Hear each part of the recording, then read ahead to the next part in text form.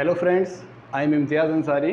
और जैसा कि आप जानते हो कि हमारी मैक्रो इकोनॉमिक्स की क्लास चल रही थी और मैक्रो इकोनॉमिक्स में मैं आपको पढ़ा रहा था the theory of income and employment.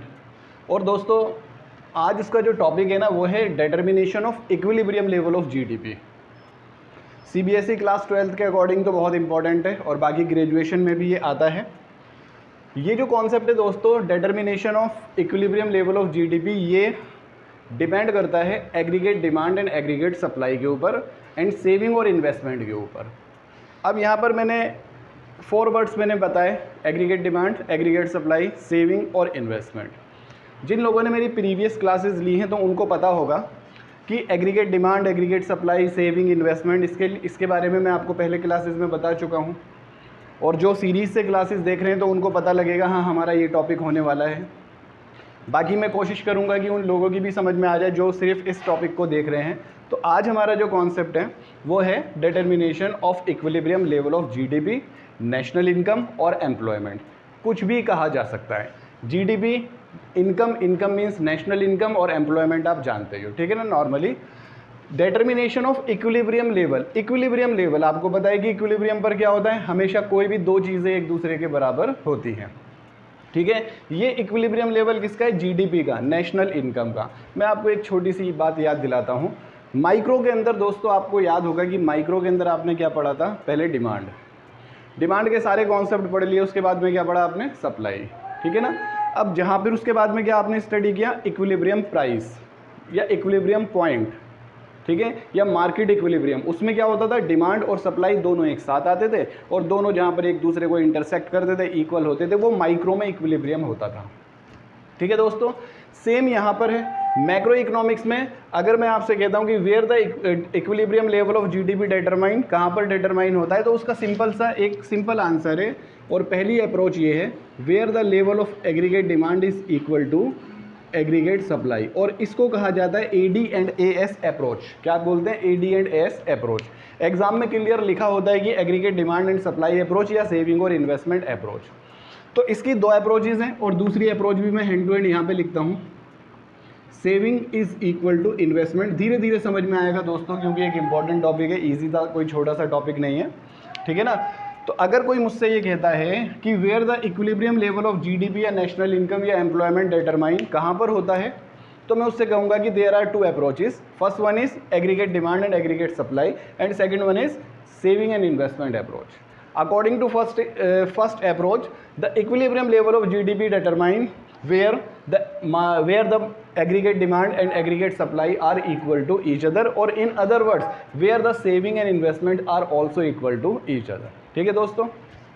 मतलब इक्विलिब्रियम है तो दोनों एक दूसरे के इक्वल होंगे। इस अप्रोच में एडीएस इक्वल होगा और इस वाली अप्रोच में सेविंग और इन्वेस्टमेंट एक दूसरे के इक्वल होंगे।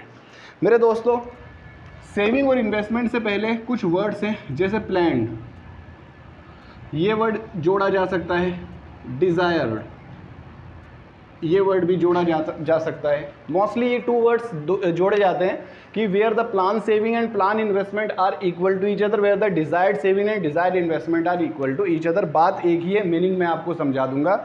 एक्चुअल में क्या होता है दोस्तों, ये प्लान और ये जो डिजायर्ड होता है ना, ये फॉर फ्यूचर होता है, इसलिए इसके आगे लिखते हैं और डिटेल में मैं आपको जब बताऊँगा, जब मैं यहाँ पर शेड्यूल बताता हूँ, ठीक है दोस्तों।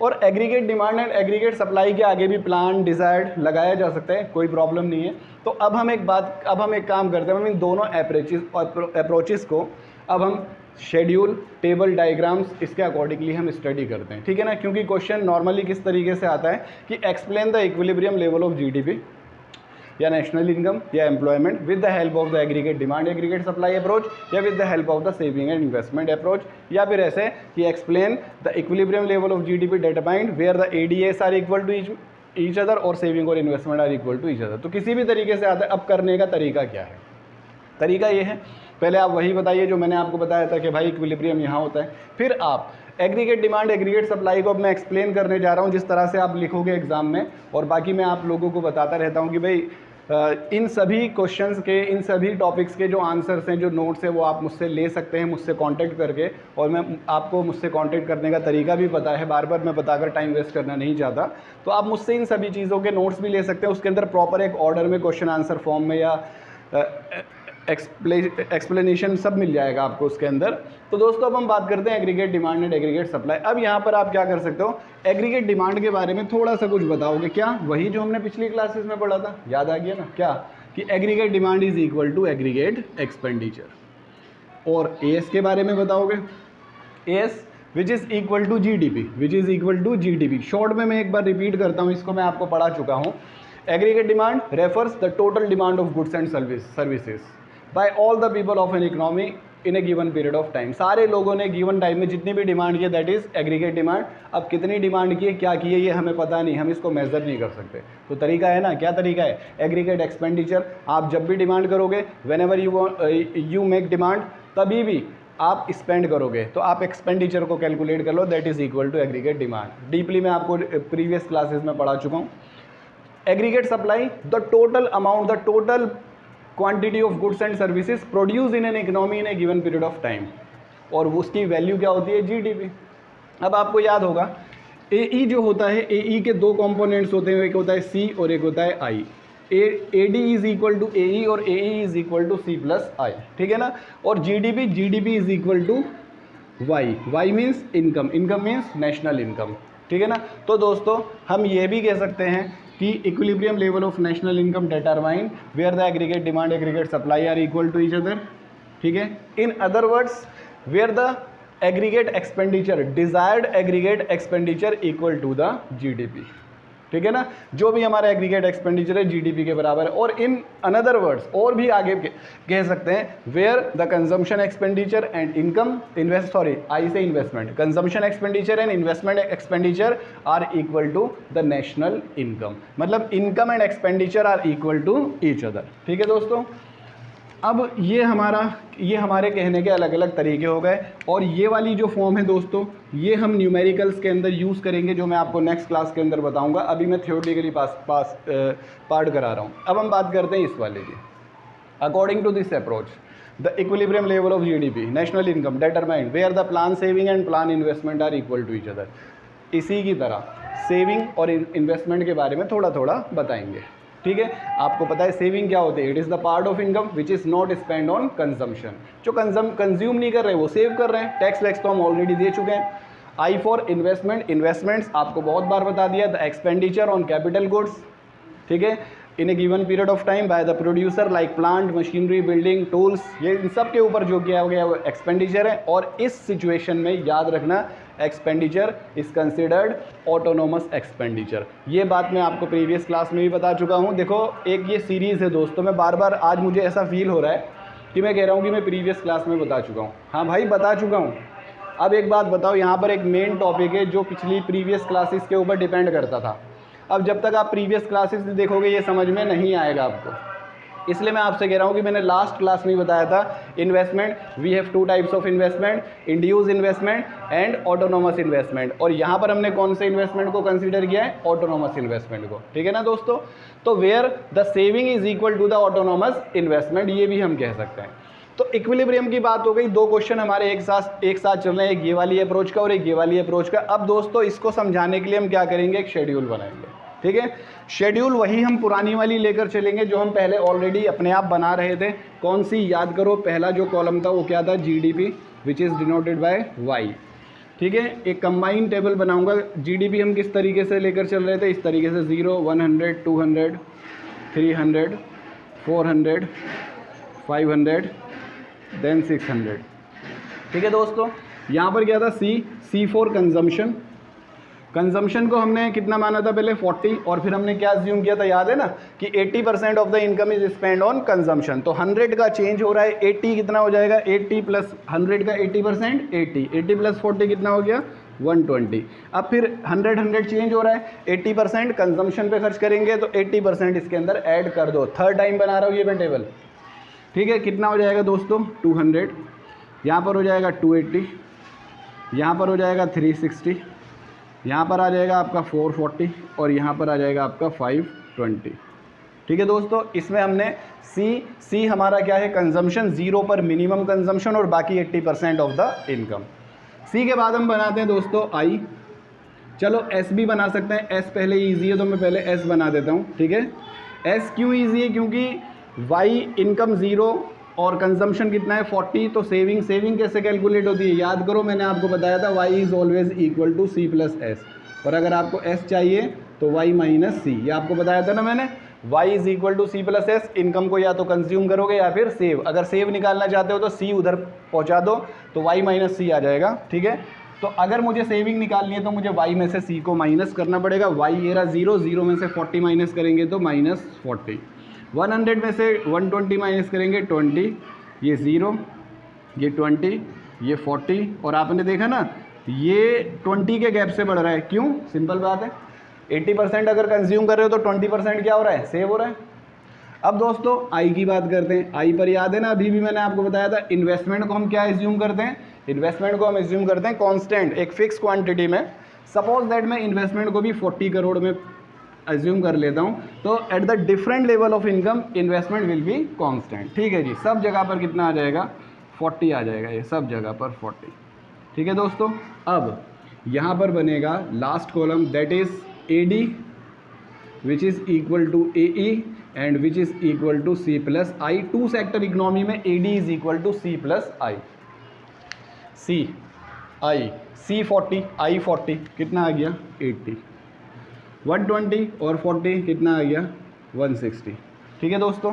थोड़ा सा दिमाग भी लगाना चाहिए, क्या 40 तो फिक्स है ना, फिक्स अमाउंट हमने इसके अंदर ऐड कर दिया, जैसे 40 एंड 40 80, 120 एंड 40 160। अब क्योंकि ये तो कांस्टेंट है और इसमें कितने का गैप है 80 का गैप है, तो इसमें भी कितने का गैप आएगा 80 का ही गैप आएगा, क्योंकि ये अमाउंट तो क्या है कांस्टेंट है। समझ में आता है तो अच्छी बात है, नहीं समझ में आता तो C प्लस आई, जैसे 200 प्लस 40 तो कितना हो जाएगा 240, और देखो यहाँ पर 8 का टेबल, 8 1 8, 8 2 16, 3 34, फिर कितना आ जाएगा यहाँ पर 320, फिर यहाँ कितना आ जाएगा 400, यहाँ कितना आ जाएगा 480, और यहाँ पर कितना आ जाएगा 360। ये हमारी शेड्यूल है, ठीक है। हम इस शेड्यूल के अकॉर्डिंग क्या करना चाहते हैं, हम इस शेड्यूल के अकॉर्डिंग एक इक्विलिब्रियम लेवल ऑफ जीडीपी के इक्विलिब्रियम लेवल को देखना चाहते हैं कि वो कहाँ पर होता है और कहाँ होगा, जहाँ पर aggregate demand and aggregate supply equal हो जाएंगे। एग्रीगेट डिमांड तो दोस्तों ये रहा, एग्रीगेट सप्लाई वाई जो C प्लस एस होता है, C plus S why he aggregate supply है। अब हमें ये देखना है कि इस कॉलम में जो जीडीपी, ये वाला कॉलम मोस्ट इंपॉर्टेंट है, ये जीडीपी को रिप्रेजेंट करता है, ये लेवल ऑफ इनकम को भी रिप्रेजेंट करता है, तो इनकम और ये एग्रीगेट सप्लाई को भी रिप्रेजेंट करता है, क्योंकि aggregate supply is equal to GDP is equal to Y, तो ये तीनों को रिप्रेजेंट करता है, ठीक है दोस्तों। अब हमें देखना है कि ये कॉलम और ये कॉलम कौन सा अमाउंट कहाँ पर एक दूसरे के इक्वल है। तो दोस्तों अगर मैं देखता हूँ तो 400 पर when the level of income GDP is 400, the level of aggregate demand is also 400। इसके अलावा कहीं भी 300 320, 200 240 इक्वल नहीं है, 500 480, 600 380 यहाँ पर भी इक्वल नहीं है, ठीक है ना। मतलब यहाँ पर aggregate demand aggregate supply equal है। इस वाले केस में क्या होता है, इस वाले केस के अंदर आप अगर देखोगे तो aggregate demand is greater than है एग्रीगेट सप्लाई के, यहाँ देखोगे तो aggregate demand is equal to aggregate supply के, यहाँ देखोगे तो aggregate demand is less than aggregate supply के, और इक्विलिब्रियम कहाँ होता है, तो इक्विलिब्रियम होता है the level of when the level of income is 400 crore, crore अरब जो भी अमाउंट है, क्योंकि मैक्रो है अमाउंट तो ज़्यादा लेना पड़ेगा, ठीक है दोस्तों। तो according to this schedule this table the equilibrium level of GDP is determined at 400 crore. क्यों, क्योंकि here the level of aggregate demand and aggregate supply are equal to each other. अब देखो इस इक्विलिब्रियम का मतलब समझो दोस्तों, मतलब जीडीपी अगर हमारा 400 होगा ना, अगर हमारा जीडीपी 400 होगा, total amount of goods and services, अगर हमारा जीडीपी 400 होगा तो डिमांड भी उतनी ही हो जाएगी, वो सारी गुड्स एंड सर्विसेज बिक जाएंगी मार्केट में, या तो कंजम्पशन के लिए या फिर इन्वेस्टमेंट के लिए। ना तो मार्केट के अंदर ओवर प्रोडक्शन होगा और ना ही मार्केट के अंदर अंडर प्रोडक्शन होगा, ठीक है ना। सोचो आपके पेरेंट्स की एक फैक्ट्री है और वो प्रोडक्शन करते हैं, बेटर क्या है, जितना उन्होंने प्रोड्यूस किया वो सारा का सारा सेल हो गया, ना तो एक्सेस डिमांड है ना डेफिशिएंट डिमांड है, उन्होंने उतना ही प्रोडक्शन किया जितना मार्केट में डिमांड थी, उन्होंने उतनी ही सप्लाई की जितनी मार्केट में डिमांड थी, ठीक है ना। इसका मतलब equal, equality, equilibrium, the position of rest, ठीक है ना। इक्विलिब्रियम, इक्वल, लिब्रियम, लिब्रियम के भी एक अलग कॉन्सेप्ट है, किसी और क्लास में बताऊंगा। ठीक है। Equilibrium balance, the position of rest, the balance, the position of balance, तो दोनों एक दूसरे के इक्वल हैं, ठीक है ना। फिर हमने ये शेड्यूल बनाई, शेड्यूल के अकॉर्डिंग फिर हमारा क्या बनेगा, डायग्राम बनेगा। डायग्राम भी दोस्तों बनाता हूँ मैं, डायग्राम्स हम बना चुके हैं, आपको याद होगा।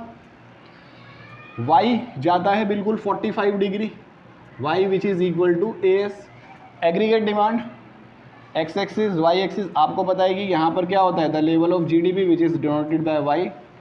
यहाँ पर क्या लिखेंगे, यहाँ पर अब हम लिखेंगे एग्रीगेट एक्सपेंडिचर। क्यों, क्योंकि AD is equal to aggregate expenditure. याद करो दोस्तों, जीरो पर भी 80 का एक्सपेंडिचर है, तो जीरो पर भी 80 ये कहीं यहाँ से स्टार्ट होगा और इस तरीके से जाएगा AD which is equal to C plus I. ठीक है दोस्तों, AD भी लिख सकते हो, AD is equal to C plus I, no matter, ठीक है। और ये जहाँ पर दोनों इंटरसेक्ट करते हैं, पहले AD के बारे में वैसे मैं आपको पहले बता चुका हूँ, लेकिन फिर भी बता देता हूँ। देखो, जीरो पर भी 80 करोड़ की जो है डिमांड है, तो जीरो पर भी there is something demand, so the AD starts from the y axis, फिर बढ़ रहा है तो कर्व ऊपर जाएगा, गैप इक्वल है तो स्ट्रेट लाइन जाएगा, मगर कितना परसेंट बढ़ रहा है, 80%। और इनकम कितनी बढ़ रही थी, 100, ये 100 का चेंज हो रहा था और यहाँ पर कितने का, 80 का। तो AD का जो स्लोप होगा, AD की जो रेट है इंक्रीज़ की, वो y से क्या है, कम है, इसलिए y अगर यूँ है तो AD यूँ नहीं होगा बल्कि थोड़ा सा फ्लैटर होगा, ठीक है। और मैं तो आपसे एक बात कहता हूँ कि ये जो डेटा है इनको एक्सिस पर लो, यहाँ पर भी 100 का डिफरेंस लो, यहाँ पर भी 100 का, एक बार आप रफली पॉइंट टू पॉइंट बनाकर देखो, 100% ऐसा ही आएगा। लेकिन एग्जाम में आपको पॉइंट से, टेबल से नहीं बनाना, डायरेक्शन से बनाना है। मैं ये बात आपको बहुत बार बता चुका, मैक्रो इकोनॉमिक्स के सभी डायग्राम आपको डायरेक्शन से बनाने हैं। और दोस्तों, क्योंकि ये भी बढ़ रहा है, ये भी बढ़ रहा है, फिर दोनों इक्वल हो जाते हैं, तो दोनों इक्वल मतलब दोनों एक दूसरे को इंटरसेक्ट करेंगे, और उसके बाद में फिर क्या है, ये भी बढ़ेगा, ये भी बढ़ेगा, तो दोनों अलग अलग हो। और देखो दोस्तों, दोनों ये 1 2 3 ये तीनों बातें मैं आपको डायग्राम पर दिखाता हूँ। उससे पहले मैं आपको बता दूँ, according to diagram, this point E is the equilibrium point of GDP, here the level of GDP is OY। हमने एज्यूम कर लिया OY, अगर हम अकॉर्डिंग टू शेड्यूल रखेंगे तो 400, ठीक है। अब आप देखो, इस E के लेफ्ट साइड में देखो, लेफ्ट मतलब पहले, मतलब इस इक्विलिब्रियम से अपर पोर्शन में देखो, क्या बताया था मैंने, AD is greater then AS ना। तो ध्यान से देखो, इस वाले पॉइंट के लेफ्ट में AD कर्व ऊपर है, AD कर्व कहाँ है, ऊपर, एंड AS कर्व कहाँ पर है, नीचे। इट मीन्स कि this before OY level of GDP AD is greater then AS। यहाँ पर इक्वल हो गए, इक्वल होने के बाद क्या है, AD कम है और AS ज़्यादा है, तो देखो इक्वल होने के बाद क्या है, AS ऊपर है और AD क्या है, कम है, ठीक है ना दोस्तों। फिर हम इस शेड्यूल को, इस डायग्राम को हम एक्सप्लेन करेंगे, एक्सप्लेनेशन आपको नोट्स में मिल जाएगा। और एक्सप्लेनेशन क्या है, जो मैंने आपको बातें बताई उन्हीं सभी बातों को हमें एक्सप्लेन करना है, ठीक है दोस्तों। अब हम बात करते हैं अपनी दूसरी अप्रोच की, सेविंग और इन्वेस्टमेंट, जहाँ पर मैंने आपको ये बताया था कि saving and investment are equal to each other, plan या डिजायर्ड। आप अगर ध्यान से इस शेड्यूल को देखोगे तो देखो, सेविंग और इन्वेस्टमेंट ये दोनों भी उसी 400 लेवल पर एक दूसरे के इक्वल हैं, कितने पर, 40 पर। मतलब equilibrium level of simultaneously determined where the aggregate and demand and aggregate supply are equal to each other, and also at that level saving and investment are also equal to each other। मतलब जहाँ पर ADS बराबर है ना, वहीं पर saving और investment बराबर होंगे। ऐसा नहीं है कि ये 400 पे होगा और वो 200 पे या 600 पर होगा, नहीं, सेम लेवल होगा, एक ही इकोनॉमी है, समझे ना। क्योंकि इसका भी रीज़न है, लॉजिकली रीज़न है दोस्तों, अगर आपने समझ लिया तो बहुत अच्छी बात है। देखो इक्विलिब्रियम कहाँ होगा, नॉर्मली देखो क्या होता है, इक्विलिब्रियम कहाँ है, जहाँ पर AD/AS बराबर है, इनकम और एक्सपेंडिचर बराबर है। लेकिन पर्सनली जब हम देखते हैं तो इनकम और एक्सपेंडिचर इक्वल नहीं होता, क्योंकि रफ में यहाँ बताता हूँ, अभी मैं इसको मिटा दूंगा, Y को हम या तो C करेंगे या S करेंगे। ये इनकम है, ये हमारी क्या है, ये इनकम है, और ये सिर्फ क्या है, ये एक्सपेंडिचर है। अब सेविंग भी तो है ना, तो इनकम और एक्सपेंडिचर तो इक्वल नहीं है अभी। तो इक्वल कब होंगे, जब हम इस सेविंग को क्या करेंगे, इन्वेस्ट करेंगे। जितना ये सेविंग है जब हम उसको इन्वेस्ट करेंगे, ये दोनों इक्वल हो जाएंगे ना, तो इनकम और एक्सपेंडिचर भी एक दूसरे के इक्वल हो जाएंगे। समझने वाली बात है, थोड़ा दिमाग लगाने वाली बात है। चलो एक बार और बताता हूँ, 1 मिनट से भी कम लगेगा। इनकम को कंज्यूम करते हैं या फिर सेव करते हैं, तो इनकम तो वाई है और कंजम्पशन क्या है, एक्सपेंडिचर, ये नहीं है एक्सपेंडिचर। अब इनकम और एक्सपेंडिचर इक्वल नहीं है क्योंकि कुछ हमने सेव कर लिया। लेकिन इनकम और एक्सपेंडिचर इक्वल कब होगा, जब वो सारी की सारी सेविंग क्या कर दी जाएगी, इन्वेस्ट। तो मतलब इनकम और एक्सपेंडिचर के इक्वल करने के लिए entire saving should be invested. जितनी सेविंग है हमारी वो क्या होनी चाहिए, इन्वेस्ट होनी चाहिए। तो सेविंग और इन्वेस्टमेंट इक्वल होना ज़रूरी है। ठीक है, ये मैंने आपको ऐसे ही समझाया था, इसलिए मैं इसको यहाँ से हटा देता हूँ थोड़ी देर के लिए। और दोस्तों अब हम सेविंग और इन्वेस्टमेंट भी इक्वल है, सेम लेवल है। ठीक है, डायग्राम बनेगा। अगर कभी कभी एग्ज़ाम में CBSE 12th में ऐसे भी आता है, ऐसे भी आया है कि explain the equilibrium level of GDP with the help of, बस इतना, किसी अप्रोच का नाम नहीं लिया। तो दोस्तों जब अप्रोच का नाम नहीं लिया तो हमें दोनों बताने पड़ेंगे। कंबाइंड टेबल शेड्यूल जब बनाना है जब एग्जाम में कहा जाए, अदरवाइज डायग्राम पर फोकस करना है। तो अब हम सेविंग और इन्वेस्टमेंट का डायग्राम बनाएंगे, बिल्कुल इसी के नीचे बनाएंगे साथ साथ, ताकि साइमल्टेनियस डायग्राम और दोनों का कंपेरिजन भी हो जाए। ये ऊपर y एक्सिस है, नेगेटिव ऑफ y एक्सिस है, ये x एक्सिस है, और यहाँ पर वही आ जाएगा GDP। ठीक है, और यहाँ पर y एक्सिस पर क्या आएगा, क्योंकि हम सेविंग और इन्वेस्टमेंट कर्व बना रहे हैं, तो यहाँ पर हमारे पास दो चीज़ें हो सकती हैं, एक हो सकती है सेविंग और दूसरी कौन सी हो सकती है, इन्वेस्टमेंट। ठीक है दोस्तों, ये बड़ी ज़रूरी बातें होती हैं अच्छे मार्क्स लाने के लिए, एग्जामिनर का इंप्रेशन पड़ता है। इन्वेस्टमेंट की बात करें, कांस्टेंट है, फिक्स है, 40 पर कांस्टेंट है, तो एक अमाउंट हमने यहाँ पर लेकर, ठीक है ना, हम इसको इन्वेस्टमेंट को फिक्स कर लेते हैं, बिल्कुल कौन सा different level of income. Saving की बात करते हैं, नेगेटिव से स्टार्ट हो रहा है, -40, ठीक है ना, तो इसका मतलब सेविंग कर्व नीचे से स्टार्ट होगा। बट ये गैप और ये गैप इक्वल होगा नहीं, ये 80 है और ये कितना है, 40 है, कम होगा, वो AD है। ठीक है ना, C नहीं है, C होता तो C 40 और -40 तो इक्वल है, मगर वो AD है, तो उतना नहीं होगा, उससे हाफ होगा, बल्कि यहाँ होगा कहीं पर, रफली आप इसको यहाँ से स्टार्ट करोगे। सेविंग -40 -20 0, सेविंग बढ़ रहा है, 0 तक आ गया, माइनस से 0 तक आ गया, बढ़ रहा है, समझे, 0 से 20 40 60 बढ़ रहा है, तो सेविंग कर्व गोज अपवर्ड। ठीक है ना, कहाँ जाता है, अपवर्ड जाता है वो। और क्या कहते हैं, बढ़ रहा है ना, तो पहले नेगेटिव फिर 0 का मतलब क्या है कि it will cut x axis को कट करेगा। और कुछ लोगों को याद होगा, कुछ स्टूडेंट्स को ध्यान होगा, जहाँ पर ये कट करता है, जहाँ पर सेविंग 0 होती है, वो ब्रेक इवन पॉइंट होता है। क्या होता है, ब्रेक इवन पॉइंट। ठीक है, आ जाएगा वो भी, और फिर बढ़ता है, और उसके बाद में सेविंग इन्वेस्टमेंट एक दूसरे के इक्वल हो जाते हैं। अब मेरे दोस्तों देखो, जो इक्विलिब्रियम लेवल ADS से था वही तो सेविंग और इन्वेस्टमेंट से, तो इसीलिए डायग्राम में हम क्या करेंगे, उस इक्विलिब्रियम को डॉट डॉट करके नीचे ले आएंगे, कहाँ तक, यहाँ तक। ठीक है, अब सेविंग कर्व का ये वाला पॉइंट और इस इक्विलिब्रियम के इस वाले पॉइंट को हम एक स्ट्रेट लाइन से मिला देंगे, और ये हमारी सेविंग आ जाएगी इस तरह से।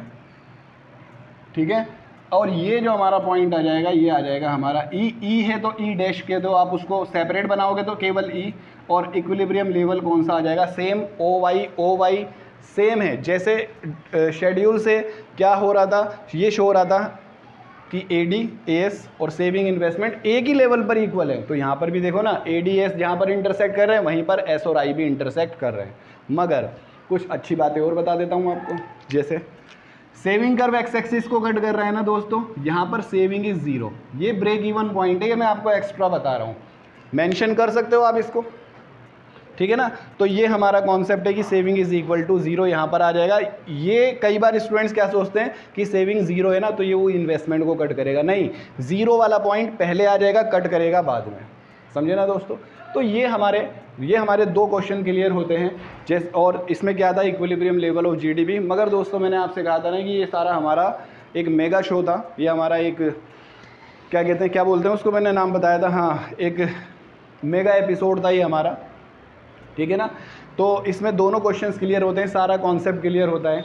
2 क्वेश्चन समझ गए ना, कौन कौन से, इक्विलिब्रियम लेवल, इससे भी और इससे। ये अप्रोच पूछेगा तो शेड्यूल में GDP CS नहीं बनाओगे, I बनाओगे, वो वाली बात कहेगा तो उसमें अगर दूसरी अप्रोच कहता है तो उसमें AD बनाने की ज़रूरत नहीं है, और कुछ नहीं कहता तो दोनों बना दो, कंबाइन अकॉर्डिंग टू क्वेश्चन हमें आंसर देना है, और आपको सब रिटर्न मटेरियल मिल जाएगा। दोस्तों एक छोटी सी बात और बताता हूँ, ये आप सब अभी नोट कर लो, क्योंकि मैं इसको मिटाने जा रहा हूँ, और इसी क्वेश्चन से रिलेटेड इसके साथ में मिलकर, क्योंकि 6 मार्क्स का क्वेश्चन है ना ये, तो साथ में कभी कभी कुछ क्वेश्चंस आते हैं। क्या क्वेश्चन आते हैं वो मैं आपको यहाँ पर बताता हूँ। जैसे इस वाली अप्रोच के अंदर क्वेश्चन आता है कि व्हाट हैपन्स, सिचुएशन दे दी जाती है कि व्हाट हैपन्स इफ़ क्या देता है कि व्हाट हैपन्स इफ़, क्वेश्चन के साथ में ही है दोस्तों पहला point, what happens if aggregate demand is greater than aggregate supply. मतलब वही वाला कॉन्सेप्ट कि बाद में जो अभी शेड्यूल में AD is greater than AS, मतलब ये वाला इस वाले पोर्शन की बात हो रही है। कौन से वाले पोर्शन की? इस वाले की, कि व्हाट हैपन्स, क्या होगा। तो दोस्तों एक बात मैं आपको बताता हूँ, देखो demand and supply are the two markets power, ये मार्केट्स की पावर हैं और एक कैपिटलिस्ट इकोनॉमी के अंदर, फ्री इकोनॉमी के अंदर इनमें चेंजेस होते रहते हैं। अब देखो ADS इक्वल तो नहीं है ना, इक्विलिब्रियम पर पहुंचना है हमें, क्या चेंजेस होंगे? इजी है, चेंजेस क्या होंगे? इजी, देखो क्या, अगर AD is greater than AS है, AD ज़्यादा है, इसका मतलब एक्सपेंडिचर ज़्यादा है, किससे? एग्रीगेट सप्लाई से, मतलब कि GDP से। यही तो मतलब है ना, इन अदर वर्ड्स, नाम चेंज कर रहा हूँ बस मैं। मतलब AE एक्सपेंडिचर, डिजायर्ड एक्सपेंडिचर, लोग खर्च करने के लिए तैयार हैं, किससे? GDP से। जितना हमने बनाया लोग उससे ज़्यादा स्पेंड करने के लिए तैयार हैं, तो क्या होगा? कुछ नहीं होगा। क्या होगा? GDP को इसका इफेक्ट ये पड़ेगा कि इससे जो है ना वो GDP क्या होगा? बढ़ेगा। मतलब इससे जो है प्रोडक्शन बढ़ाएंगे। चलो मैं स्टेप बाय स्टेप लिखता हूँ, जैसे नोट्स में भी मिलेगा आपको। तो इससे प्रोड्यूसर क्या करेंगे? इससे वो मोर प्रोडक्शन, मतलब वो पहले से ज़्यादा प्रोडक्शन प्रोड्यूस करेंगे, और जब ज़्यादा प्रोड्यूस करेंगे तो GDP बढ़ेगा, और GDP बढ़ने का मतलब क्या है? एग्रीगेट सप्लाई बढ़ेगी। GDP बढ़ेगा, एग्रीगेट सप्लाई बढ़ेगी, एग्रीगेट सप्लाई बढ़ेगी, और ये प्रोसेस जब तक चलता रहेगा जब तक कि ये दोनों एक दूसरे के इक्वल नहीं हो जाएंगे। यही बातें हमें लिखनी है, बहुत ईजी है यार।